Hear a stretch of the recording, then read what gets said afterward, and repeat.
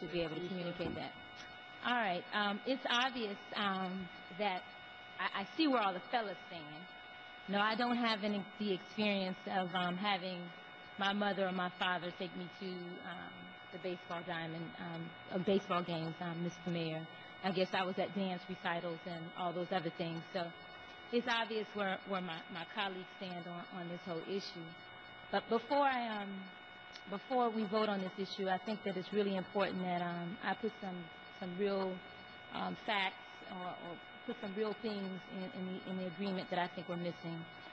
First of all, I want to acknowledge Mayor Diaz, Pete, our manager, and the staff, our new city attorney, our acting city attorney, Olga, for their hard work in hammering out the agreement, Larry. I know that you guys have put a lot of work, and I want to commend you for your efforts on that, and of course working along with the county to get that done. I do believe, just as we've heard this afternoon, that this project will do wonders not only for Little Havana, and I support my chairman. I'm glad that he's getting such a great project in the area, but also for the city of Miami. I definitely do believe that is the case. I'm a bit saddened, though, because, you know, part of it for me, all of this has been somewhat of a wake-up call for me regarding clear issues and clear things that I'd like to see happen within my district throughout the city of Miami. I wish I could see the same level of support that I see here today between the city and county to get real projects done and moving in areas that truly need the help. And I've had this discussion briefly with Mayor Alvarez this morning. The last time I saw the manager here, Mr. Burgess, I was very clear about issues from the global agreement.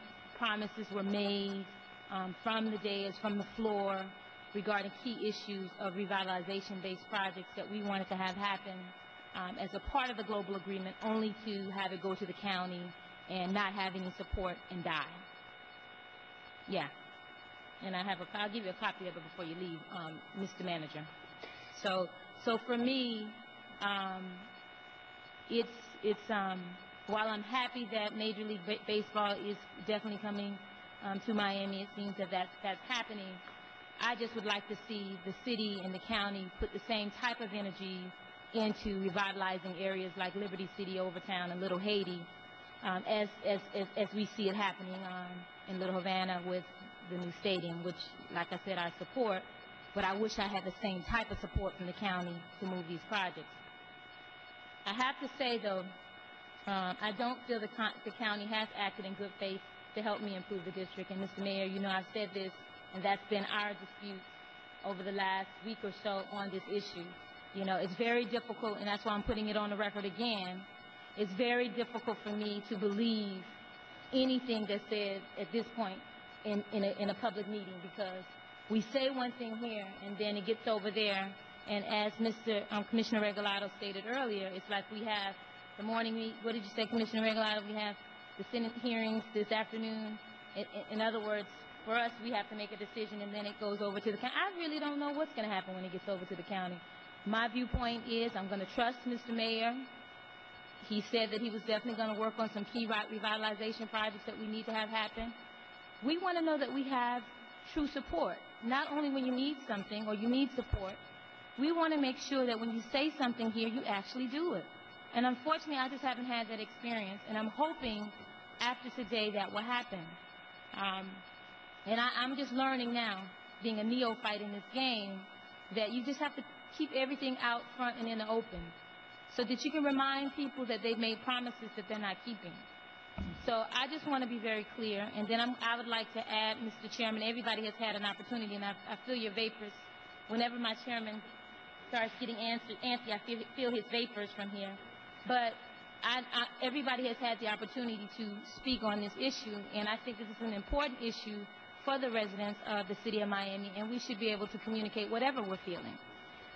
I want to say this on the record, and I want to be clear before I get into the actual issues on the agreement that I'd like to see change. But since I do have the county here, I want to be clear on these two things. There's issues when we start talking about this global agreement, and Mr. Burgess, I'm sure you're aware of the global agreement and the reverters that were included in the overall global agreement. Now that we're not actually pulling them all out, and we're focusing on the Marlins agreement separately, I want to make sure that there's a true commitment from our mayor.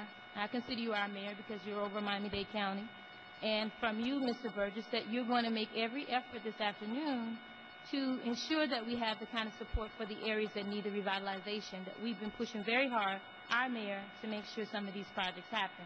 I want to make sure I have that commitment that that's going to happen this afternoon. Can you, I'm just learning, man. I'm learning now.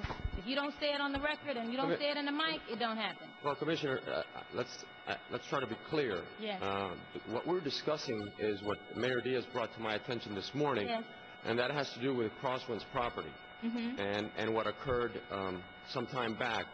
It was told to me this morning that what we're discussing about is a different parcel of land, Right. where there's a commitment to build low income rental properties, and I believe you said there was a Publix that's scheduled to be constructed in that site.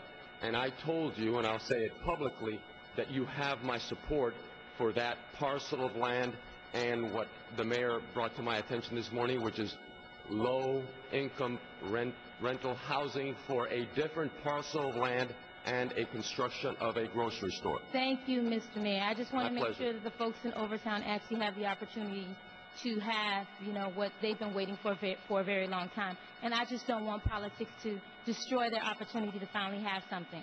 So thank you so much for your commitment on the record. But while I have you up there, I want to also be very clear of another issue that I definitely want to make sure, since we're dealing with this whole issue of global agreements, I would like to make sure that I also have your support. You know, in the Model City, Liberty City area, we've been trying to rebuild the area.